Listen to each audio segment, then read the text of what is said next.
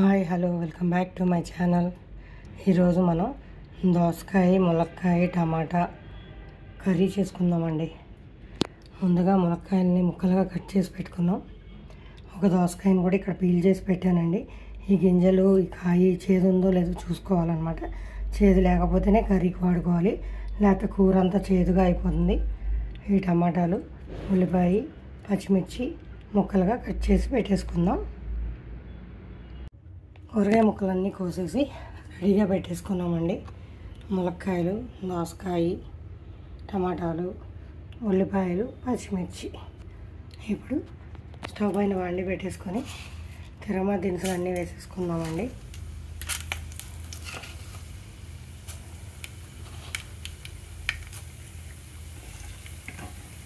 ఎండుమిర్చి, ఎల్లుల్లిపాయ,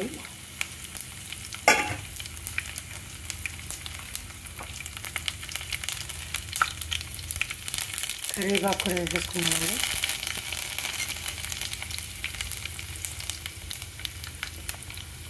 తిరుమత వేగిపోయిందండి. ఇందులో ఉల్లిపాయలు చిక్కగా ముక్కలు వేసేసుకున్నాం.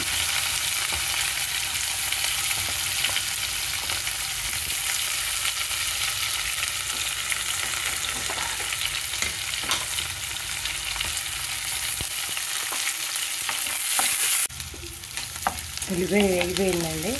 ఇప్పుడు ఇందులో కొద్దిగా అల్లం వెల్లుల్లి పేస్ట్ వేసుకుందాం. నేను కర్రీస్లో కొద్దిగా అల్లం వెల్లుల్లి పేస్ట్ వాడతానండి. మసాలాలు మాత్రం ఏం వేయను, చాలా తక్కువ కర్రీస్లో మసాలాలు వేస్తానండి. ఇందులో ఈ మిగతా ముక్కలన్నీ వేసేసుకుందాం.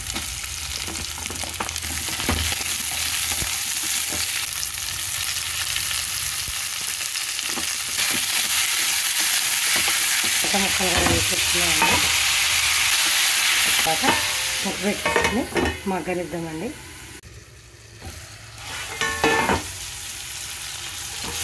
కర్రీ ఇలా కొద్దిగా మగ్గిన తర్వాత ఇందులో ఉప్పు కారం వేసేసుకోవాలండి. కొద్దిగా పసుపు, ఇలా ఉప్పు వేసుకుంటున్నానండి. ఈ పులుసు కూరల్లో ఈ ఉప్పే బాగుంటుందండి సాల్ట్ కన్నా.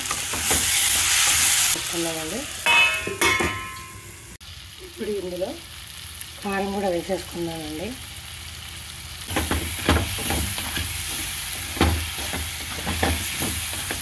ఇలా కలిపేసుకుని ఈ ముక్కలన్నీ ఉడకడానికి సరిపడా వాటర్ పోసుకోవాలి.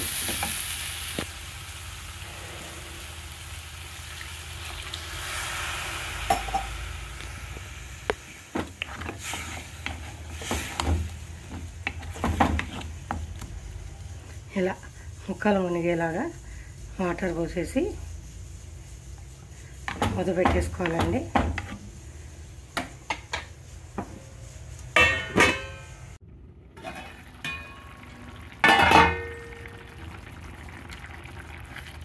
ఇలా చక్కగా ఉడుకుతుంది చూసారా. మీకు గరం మసాలా వేసుకునే అలవాటు ఉంటే ఇలా ఉడికేటప్పుడే కొంచెం గరం మసాలా వేసుకోవచ్చండి.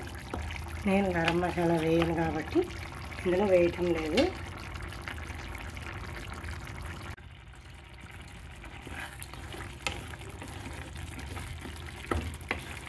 కర్రీ రెడీ అయిపోయిందండి.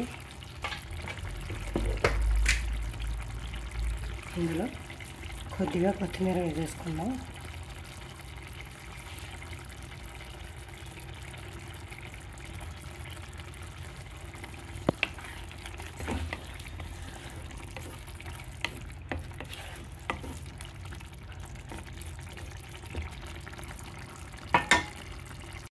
కర్రీ రెడీ అయిపోయిందండి. కర్రీని ములక్కాయ ముక్కలు ఇలా పట్టుకుంటే తొనిగిపోతుందండి. ఇలా కూర ఉడికిపోయిందో తెలుస్తుంది.